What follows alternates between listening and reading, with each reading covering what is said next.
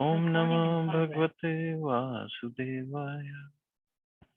Narayanam Namaskritya Naram Chaiva Narottam Devim Saraswatim Vyasam Tato Jayamudire Nashtiprayeshu Abhadreshu Nityam Bhagavati Sevaya Bhagavati Uttam Shloke Bhaktir Bhavati Naishtaki.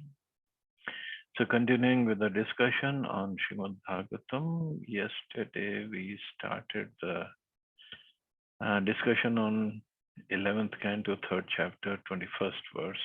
So continuing with the purport of that verse. A bona fide spiritual master is one who is expert in all of these subject matters. All of these means all of the spiritual subject matters. Not by his personal imagination or speculation, but by mature understanding of the authorized Vedic literatures, which are the literary manifestation of the causeless mercy of the Lord. So that's the real quality of a bona fide spiritual master. He knows, he might not know every shloka of Vedas, obviously that is difficult, but he knows the essence of the scriptures. The Lord says in Bhagavad Gita, Ashradadhana Purusha Dharmasyasya Parantapa Aprape Mam Nivartante Mrityu Sansara Vartamani. Those who are not faithful on the path of devotional service cannot attain me, O conqueror of foes, but return to birth and death in this material world. Therefore, the spiritual master must awaken the disciple to the eternal existence of devotional service. The example may be given that in the early morning, a mother may enter her child's room to wake him up so that he can attend school. The child does not want to get up, but the loving mother forces him to get up and sends him off to school to be educated. Similarly, the bona fide spiritual master awakens the sleeping soul and sends him to the Gurukul or the ashram of the spiritual master, where he can be trained in perfect knowledge. Or he himself can give the knowledge to the disciple, or there are so many aspects of knowledge, then he can send the disciple to different Shiksha Gurus to get different kinds of knowledge. If the disciple has doubts about the value of Krishna consciousness, the bona fide spiritual master must dissipate those doubts by superior knowledge. One who himself doubts the authority of Krishna or Vedic knowledge cannot become a bona fide spiritual master. On the other hand, Kiva Vipra, Kiva Nyasi, Shudra Kenenai, Shai Krishna Tattveta, Sai Guru. Any human being from any social or economic status can become a bona fide spiritual master if he knows the science of Krishna. That's the qualification. And Chaitanya Mahaprabhu also said, instruct everyone to follow the orders of Lord Shri Krishna as are given in Bhagavad Gita and Srimad Bhagavatam. In this way, become a spiritual master and try to liberate everyone in this land. In this land means wherever one is, he should try to preach the message of Bhagavad Gita and Bhagavatam. Only by the authority of the Supreme Lord one can become a spiritual master, not by one's own so-called erudition. Not just the Supreme Lord, one has to get the permission from his spiritual master to become a spiritual master further. The duty of the bona fide guru is to connect the disciple to Krishna. A scholar or meditator has no potency to connect another living being with Krishna if that scholar or meditator himself is not connected with Krishna. Although many sports fans attend gymnastic competitions and applaud at the exhibition of difficult calisthenic feats, the Supreme Personality of Godhead is not such a gymnastic spectator, and he does not applaud the calisthenics exhibited by foolish persons in the name of yoga. Nor is the Supreme Personality of Godhead impressed by mediocre attempts at philosophical speculation, since the Lord has already given his own opinion in Bhagavad Gita. The word of Krishna is Paramam Vacha, the last word in knowledge.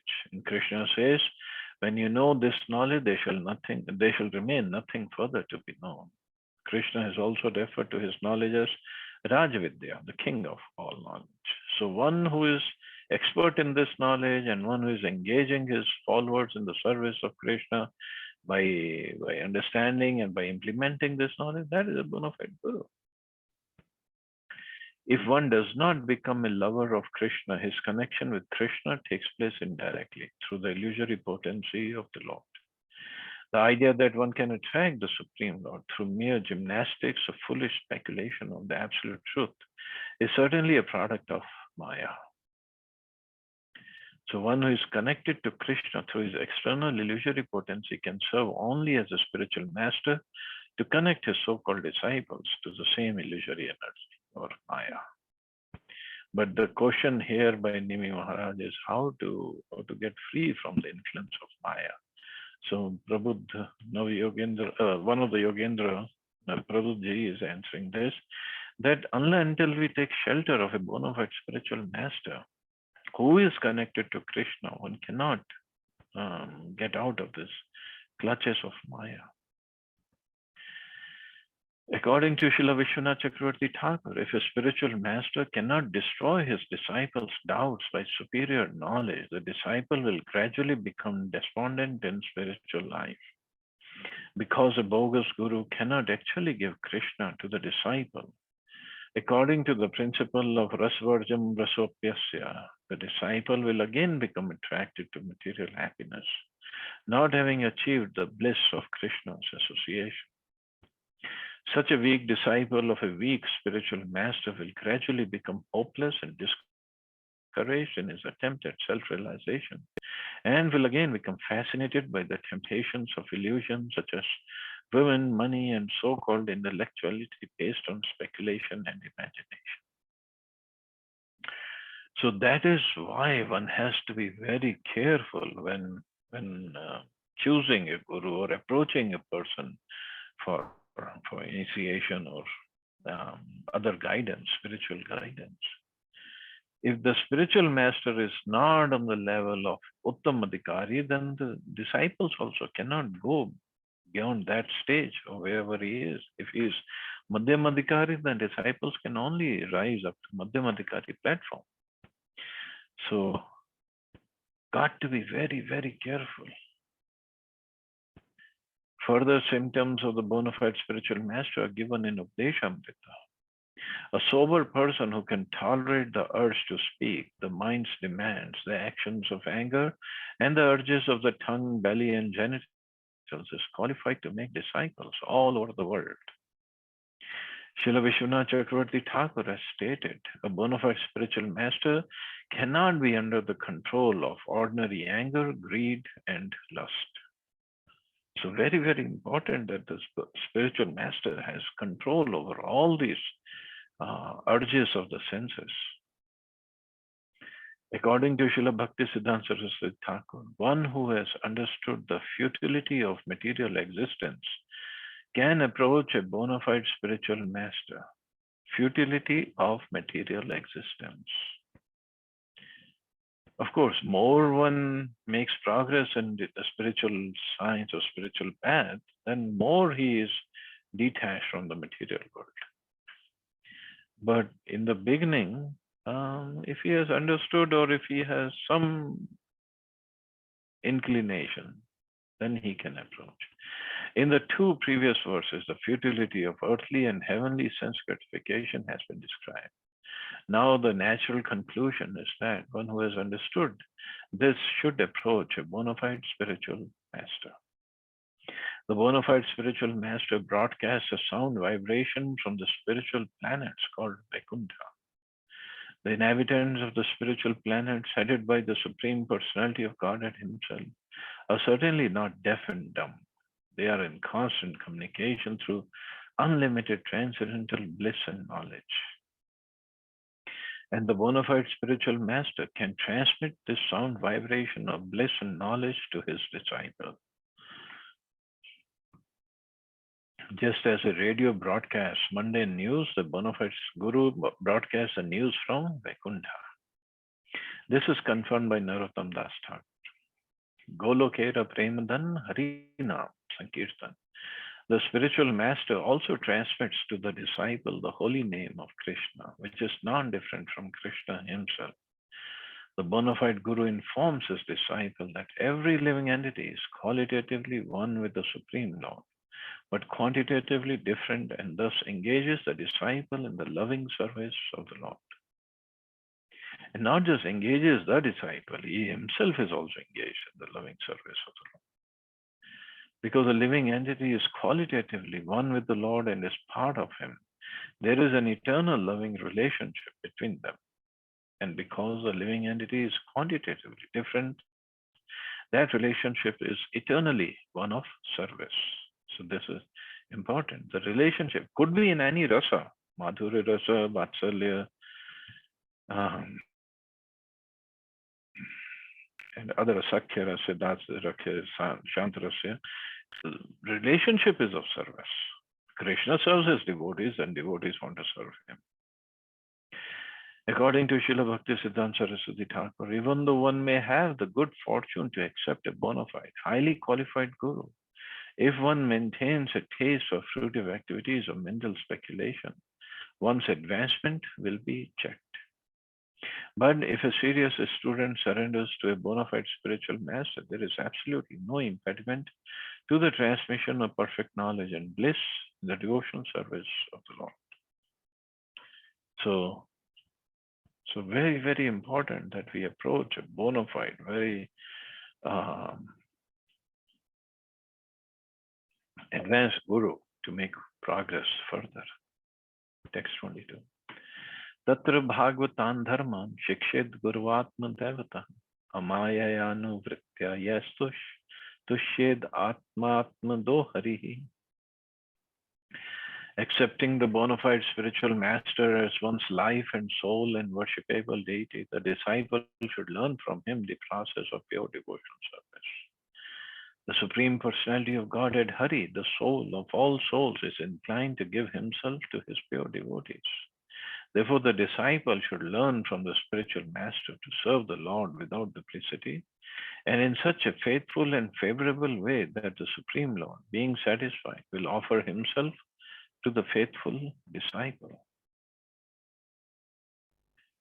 So yes, wonderful instructions are there, but we got to be very careful. That's all. According to Srila Sridhar Swami, the Lord's tendency to give himself to his pure devotee is demonstrated in the case of Bali Maharaj, who sacrificed his universal kingdom for the pleasure of Lord Vamandev. Lord Vaman was so pleased by the selfless surrender of Bali Maharaj that the Lord became the doorman in the palace of Bali, who was reinstalled as a great leader in the universe. Srila Jiva Goswami commented that the spiritual master is to be considered the Atma, or the very life of the disciple, since real life begins when one is initiated by a bona fide spiritual master. Although one may experience many seemingly wonderful or important events in a dream, one's real life begins when he wakes up. Similarly, since the spiritual master gives birth to the disciple by awakening him to spiritual life, a bona fide disciple understands that his spiritual master is the very basis of his life. So yes, a bona fide spiritual master wakes up his sleeping disciple, and that's when the disciple can make further progress and can do some activities.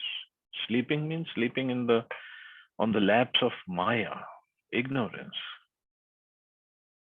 Ignorant of his identity, ignorance of his relationship with Krishna, ignorant of his real activity, real purpose of life. The spiritual master, that's why it's Om Agyan Timrandasya Jnananjana Shalakya, one who has opened my eyes with the torchlight of knowledge. That is Guru. According to Srila Jiva Goswami, the Supreme Personality of Godhead is the reservoir of all pleasure, and thus the Lord giving himself to a pure devotee indicates that such a devotee becomes immersed in the highest possible ecstasy.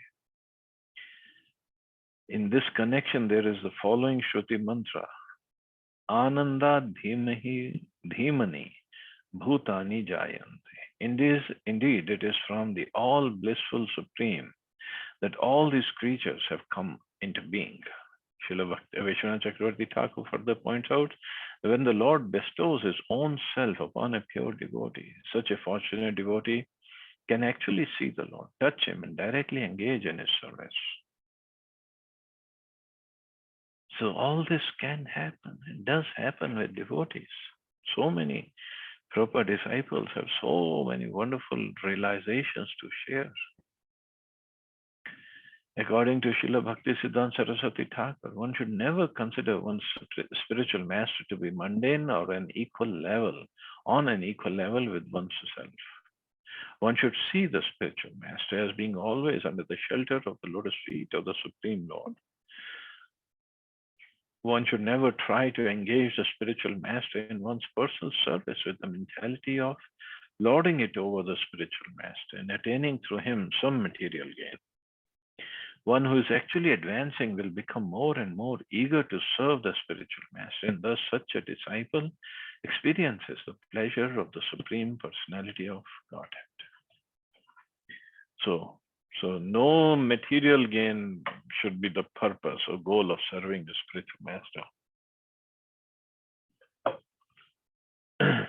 And in fact, if a spiritual master says, "Oh, you just follow me and you'll make lots of money," and that's also not a spiritual master. That's not the purpose of a guru. Srila Rupa Goswami has delineated 4 preliminary requisites for the advancement of the sincere disciple. Accepting the lotus feet of shelter of the lotus feet of spiritual master, becoming initiated by the spiritual master, obeying the orders with faith and devotion, and following the footsteps of great acharyas. That's given in Bhakti Rasamrit Sindhu by Rupa Goswami. When one actually hears a sound vibration of Srimad Bhagavatam as it is, he becomes free from the desire for sense gratification and mental speculation, and is happy and satisfied in the service of Lord Krishna. Simply by giving oral reception to Srimad Bhagavatam, the feeling for loving devotion service to Lord Krishna, the Supreme Personality of Godhead, sprouts up at once to extinguish the fire of lamentation, illusion, and fearfulness. So the instruction is one should hear Srimad Bhagavatam from a bona fide spiritual master who can expertly engage the propensity for loving Krishna that arises from hearing the transcendental sound of the Bhagavatam. Such a transcendental authorized engagement is called Bhagavad Dharma. And this is what Navayogendras are teaching, Maharaj Nimi. Within the International Society for Krishna Consciousness, there are many thousands of authorized engagements pertaining to society's missionary activities. And by hearing the Srimad Bhagavatam and performing such engagements, the society's members feel relief from lamentation, illusion, and fear. So, wonderful instruction, and there are so many more instructions. Instructions about the qualifications of spiritual master and a bona fide disciple, and the activities they should do. Sarvato manaso asangam ado sangam cha sadhushu dayam maitrim prashrayam cha bhuteshwadhayato chitam. A sincere disciple should learn to dissociate the mind from everything material and positively cultivate association with his spiritual master and other saintly devotees. He should be merciful to those in an inferior position to him, cultivate friendship with those on an equal level, and meekly serve those in a higher spiritual position. Thus, he should learn to deal properly with all living beings. So again, this instruction was actually also given by Narad Muni to Dhruv Maharaj. And same thing, Prabhuji is speaking to Maharaj Nimi. Srila Madhvacharya has quoted from the Garuda Puran to demonstrate that within this universe, those who take birth as demigods, great rishis, or pious human beings are all considered Shanta, saintly persons. According to Bhagavad Gita, Traigunya Vishayavida, the Varnashram culture described in Vedic literature deals mostly with the living entities who are struggling within the 3 modes of nature. The Vedic literatures teach such conditioned souls that material happiness can be achieved only through pious works. In this sense, the demigods are to be considered the most pious living entities within the three modes of material nature. The rishis of great saintly mystics of the universe who are able to travel at will to various planets and to cultivate mystic powers are to be considered somewhat below the demigods. And those human beings on earth who perfectly execute the Vedic rituals are to be considered in the third of the lowest category of Santa or saintly persons. But a devotee of the Lord is beyond the three modes of material nature. So the devotee is to be treated differently. Therefore, one should cultivate the association of Uttamadikari, a pure devotee of the Lord, as stated previously. Tasmad Gurum Prapadeta. Therefore, any person who seriously desires real happiness must take shelter, must seek a bona fide guru, a spiritual master, and take shelter of him by initiation. But as Rupa Goswami has stated in Nectar of Instruction, Krishneti yasya gaitam manasadriyeta. I guess after we complete Srimad Bhagavatam, we'll try to go over this book. Wonderful book, Nectar of Instruction. It has only 11 shlokas, but it just takes us from 0 to 100 of devotional service. So one may mentally offer respect to any living entity who is chanting the holy name of Krishna, but one should avoid intimate association with materialistic persons, especially those attached to sex enjoyment. If one associates with a sensuous person who is attached to the company of women by such association, one will surely go to hell. It's very important for us to understand whom we should associate, and when we associate with different kinds of people, how we should behave with them. What should be our etiquette?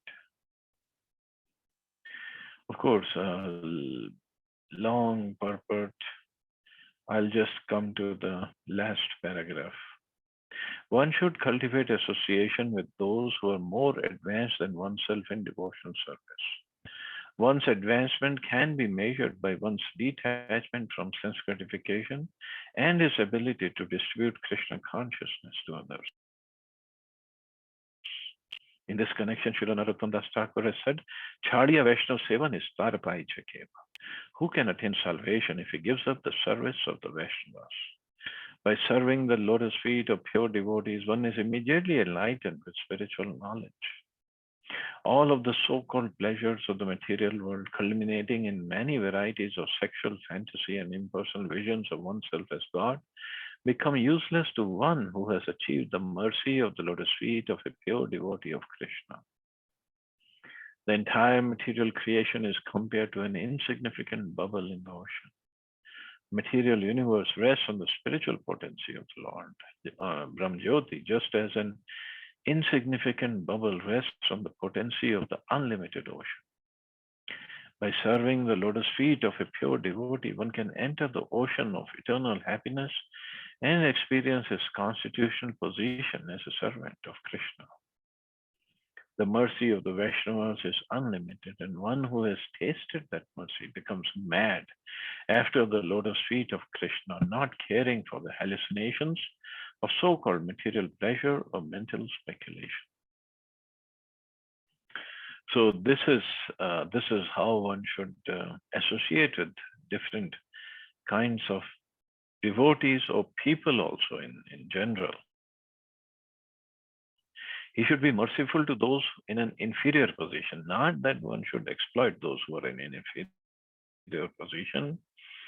Cultivate friendship with those on an equal level, not try to put them down or bring them down somehow or other. And meekly serve those in a higher spiritual position, not that we become envious of those who are in a higher position. Generally, this is what in the material world we do. Those who are below us, we try to exploit them, just try to take advantage of them. On an equal level, we try to put them down somehow or other, because we want to gain all the respect of others. And meekly serve those in the higher position, but we become envious or those who are in a higher position. So are becoming envious of more advanced, it won't hurt them. It will only hurt us. In the long run, it will hurt us, nobody else. So, so this is how we can make progress, and we can get out of the clutches of Maya, because the ultimate aim is to get out of the clutches of Maya, not to live here and try to enjoy the material world. And this is what he has already, Prabhuji has already said. Material world, whether here or heavenly planets, not worth it. Not worth it. We cannot enjoy anywhere. So why not to get out of it? That should be the goal. Okay, so I guess we can stop here. See anybody have any questions or comments?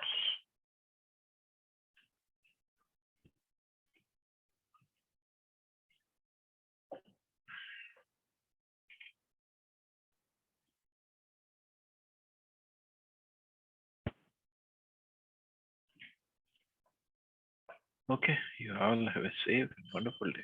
Hare Krishna. Jai Shri. Hare Krishna.